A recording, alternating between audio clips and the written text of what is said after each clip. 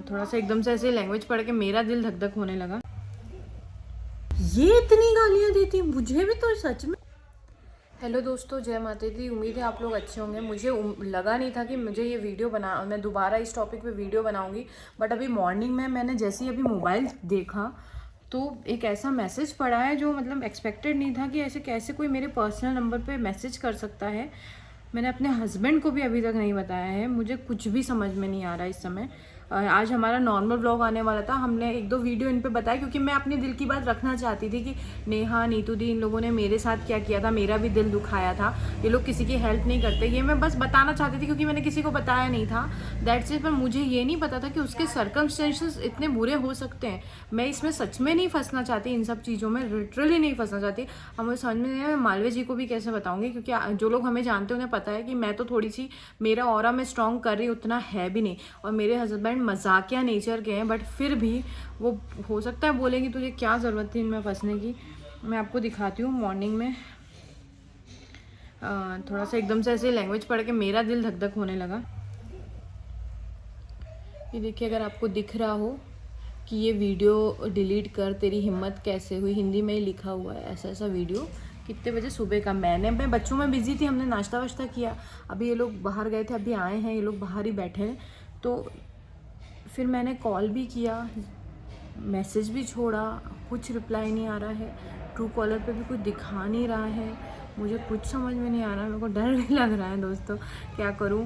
और ये मेरा पर्सनल नंबर है, हम लोग कुंडली कंसल्टेशन करते हैं तो उसका हमारा अलग नंबर है जो हम वीडियो में देते हैं। ये पर्सनल नंबर स्टार्टिंग में जब मेरा इंस्टाग्राम ग्रो करती थी, मैं 2021-22 तक की बात है, तब मैंने शेयर किया हुआ था ये मेरा पर्सनल नंबर। तो वो इन्हीं ग्रुप के साथ है जो ये नया नया ग्रुप बना था। नेहा, नीतू, जेसिका जी और एक दो लोग थे, उन लोगों के पास है जो मीडिएटर थे बीच में कोलैबोरेशन के लिए।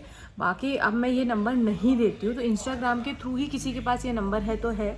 तो थोड़ा सा मैं मैसेज पढ़ के डर गई थी कि यार हिम्मत कैसे हो डिलीट कर, बट फिर मैंने अपने आप को शांत किया। डरने जैसा कुछ नहीं है, मैंने तो किसी के लिए ना गलत बोला, मैंने सच्चाई बताई है और ना मैंने झूठ बोला। मेरे इंस्टाग्राम के मैसेज पे सब कुछ है।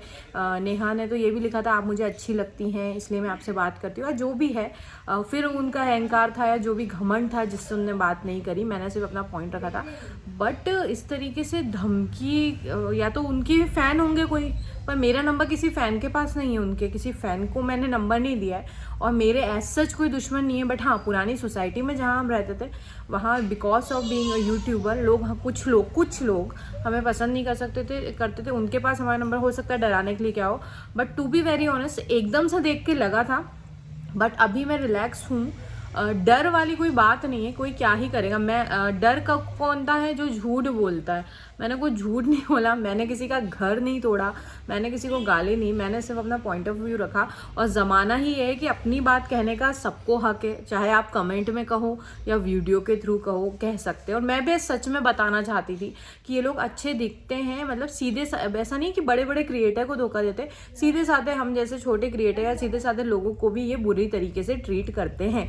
अभी भी नीतू दी अच्छी वाली, लेकिन नीतू दी ने भी मुझे, अगर उस टाइम वो मुझे प्यार से सिर्फ बात ही कर लेती, भली ना मिलती, तो भी मैं मान लेती कि वो अच्छी है, बट मेरा मानना मुश्किल है कि अच्छी नहीं है। और जेसिका दी को मैं क्यों अच्छा कहती हूँ, बिकॉज वो रिप्लाई, एटलीस्ट रिप्लाई दे देती हैं, गंदी तरीके से मना नहीं करती, कुछ नहीं, रिप्लाई देती, हाँ हूँ या कुछ तो रिप्लाई देती हैं।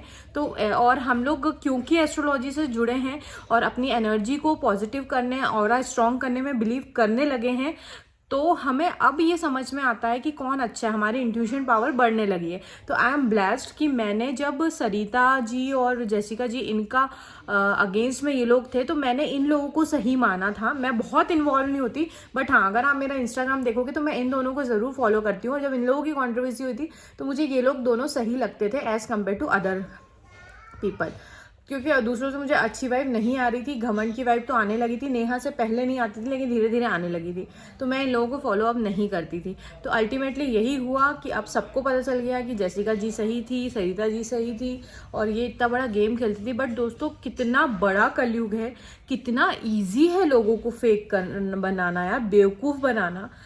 धीरे धीरे सिंपैथी लेके आप इतनी सीधी सादी महिला, मैं तो चलो फिर भी अपने आप को सीधी नहीं कहूँगी, इसलिए नहीं कहूँगी सीधी इन द सेंस इस वे में कि इंजीनियरिंग वगैरह की है, दोस्ती यारी घूमना फिरना ग्रुप में, तो इंजीनियरिंग करते हैं अपन तो मूवीज़ भी देखते हैं, तो गाली गलौज थोड़ी बहुत, कभी इंग्लिश में गाली हिंदी में गाली दोस्तों के साथ दे देते थे, कर देते थे कॉलेज टाइम में। लेकिन ये तो घरेलू महीना, आशीष जी अभी भी अपने परिवार के साथ रहती हैं, ये इतनी गालियाँ देती हैं। मुझे भी तो सच में इतना अनुभव, मैं सोची थी मैंने बहुत कुछ सीख लिया जीवन में, बट स्टिल यार बहुत कुछ सीखा। इतनी गंदी गंदी गालियाँ चैट में, जेसिका जी भी कह रही हैं कि ये बहुत गंदी गंदी गालियाँ देती हैं। नीतू दी का तो मैं मान सकती हूँ कि मैं भोपाल से, इसलिए मैं जानती हूँ कि वो जहाँ रहती हैं भोपाली क्या है, भोपाली इसमें थोड़ी कुछ गालियाँ बहुत कॉमन है, जैसे सी वाली ये वो, इसलिए नीतू दी देती हैं। तो मैं ऐसे नहीं देती, अब तो मैं परिवार में रहती हूँ, मेरे बच्चे हैं, तो अब तो हम लोग नहीं देते, दोस्त यारों में छोटी मोटी दे देते थे काइंड ऑफ, तो वो देती, तो मुझे समझ में आता है कि वो वहाँ रहती हैं, भोपाल में इतना कॉमन है। लेकिन नेहा इतनी गंदी बड़ी वाली गालियाँ देती हैं, मुझे बिल्कुल यकीन नहीं, मतलब शॉक्ड थी मैं कि यानी कि जो आप सोशल मीडिया पे देखते हो, अभी भी आप जिन लोगों को सोशल मीडिया पे देख रहे हो, वो आपको जो इन्फ्लुएंस कर रहे हैं, जो बता रहे हैं, वो सच नहीं है, वो धोखा। कहते हैं ना, जैसा मैं बार बार कहती हूँ, अभी राहु का डिकेड चल रहा है, तो राहु तो एक इल्यूजन होता है, आपको इल्यूजन देता है, आपको ऐसा लगेगा कि ऐसा है, पर रियलिटी ऐसी नहीं है। तो सोशल मीडिया पे सब आपको ये दिखा रहे हैं कि ये हम ऐसे हैं, हम इतने सीधे हैं, हम इतने दुखी हैं, हम ऐसे हैं, हमारा परिवार ऐसा, पर सच नहीं है। मतलब वो नेहा की वजह से, हाँ ये बात सच है कि नेहा की वजह से उसकी फैमिली में सब लोग यूट्यूब पे आए हैं, चाहे उसके भाई हो, भाभी के खानदान वाले हों, उसके भाई हों, जो भी हों, लेकिन उसे उससे भी दिक्कत थी, तो वो उसके खिलाफ गलत कमेंट करवा, मतलब इतना डिटेल में अभी तो खैर मैं नहीं फंसना चाहती। आप लोग जानते हैं मेरी खुद की परिवार है, और मेरे हस्बैंड जो लोग हमारा व्लॉग देखते हैं उनको पता है कि उनका नेचर कैसा है। मैं तो फिर भी डर जाती हूँ या फिर चिल्ला देती हूँ, बट मेरे हस्बैंड का नेचर बहुत कॉमेडी वाला है। हमारा रिलेशन चल भी इसलिए रहा है कि जब मैं गुस्से में होती हूँ, मैं कितने भी गुस्से में हूँ, वो मुझे हंसा देते हैं अभी भी। अब मुझे थोड़ा सा लग रहा है कि मैं अभी उनको कैसे बताऊंगी, बट वो मजाक में लेते हैं। अभी मैं सुबह उठी, जब मैंने ये मैसेज नहीं देखा था, तो मुझे कहते रचा था कि मैंने पोल किया है क्या सचिन क्या अरमान मलिक बनना चाहता है। मैंने कहा आप हर चीज़ को मजाक में लेते हैं, क्योंकि उनका ऐसे ही है। मैं कहती हूँ बहुत अच्छा नेचर है, किसी की इज्जत मत उछालो, लेकिन चीज़ों को इतना सीरियस मत लो यार, किसी भी चीज़ को लाइटली अपने रिलेशन को चलाओ, लेकिन किसी की गलतियां माफ भी मत करो। जैसे किसी का कमेंट भी आया था कि आप होती तो क्या करती मनीषा की जगह। ऑब्वियस है, अगर मेरे हस्बैंड भी होते तो मैं तो उनको भी कहूँगी कि नहीं देना चाहिए, इन चीज़ों में सेकंड चांस नहीं देना चाहिए, और मैं भी होती तो इन चीज़ों में सेकंड चांस नहीं। जो 2 दिन पहले तक गिड़गिड़ा रहा है कि प्लीज़ मुझसे बात कर लो जान, उससे आप सेकंड चांस कैसे दे सकते हो? आप बहुत बड़ी गलती कर रहे हो अपनी लाइफ में। और ऐसे बच्चे के साथ तो बिल्कुल, अगर सेकंड चांस आपने दे भी दिया, बच्चा तो प्लान करने की अभी सोचना भी नहीं चाहिए, बहुत पछता सकते हैं ऐसे। मैं किसी को नहीं कह रही, उनकी लाइफ है, लेकिन फिर भी इतना अनुभव है। क्या होता है ना, जब हम कंसल्टेशन दी है, हमने भी दी होगी, 1000 लोगों को तो दी होगी, 800 को तो दी होगी आज तक, तो अलग अलग लोगों से मिले हैं, और कुछ लाइफ के बुरे फेज तो नहीं कहूँगी, लर्निंग फेज जो हमने देखा है उससे सीखा है। और लोगों को माफ़ करना बहुत अच्छी बात होती है, लेकिन बात यही, अगर आप एक को माफ़ कर रहे हो तो फिर दूसरा अगर माफ़ी मांगेगा तो उससे भी आपको करना पड़ेगा।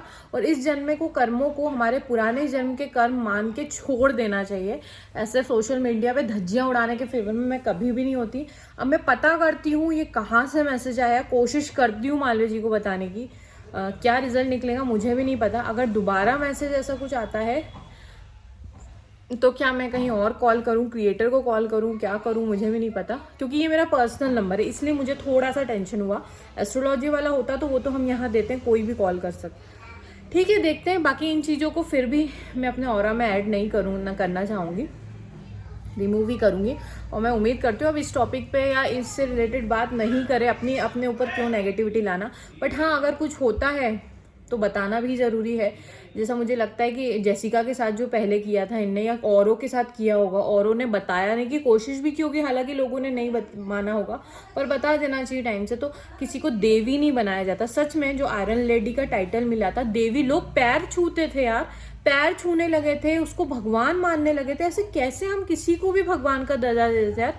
इंसान को इंसान ही रहने दो, ठीक है। अगर कोई क्रिएटर भी है, यूट्यूबर भी है, तो मैं कभी भी ये नहीं कहती अपने सब्सक्राइबर को कि आप मेरे फ़ैन हो, आप बिल्कुल मेरे फ़ैन नहीं हो, आप मेरे फ़ैम हो। हमने हमेशा यही कहा आप हमारी फैमिली हो, हम आपसे इंटरेक्ट करें, एक डिसइंट्रैक्शन चल रहा है। मैं अपने दिल की बात बता रही हूँ कमेंट के थ्रू, आप अपने दिल की बात बता रहे हो। अब इसमें मैं आपको ना गाली दे रही हूँ तो मैं यही उम्मीद करती हूँ कि मुझे भी कोई गाली नहीं देगा।